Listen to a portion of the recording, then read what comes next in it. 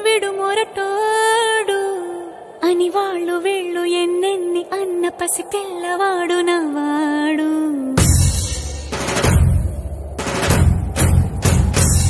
విడుముండోడు అని ఊరు వాడ అనుకున్న గాని మహారాజు నాకు నవ్వాడు.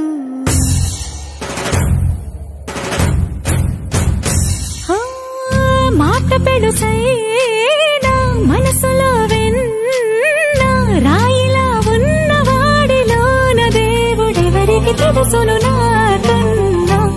సూసేకి అగ్గిరవ్వ మాదిరే ఉంటాడు.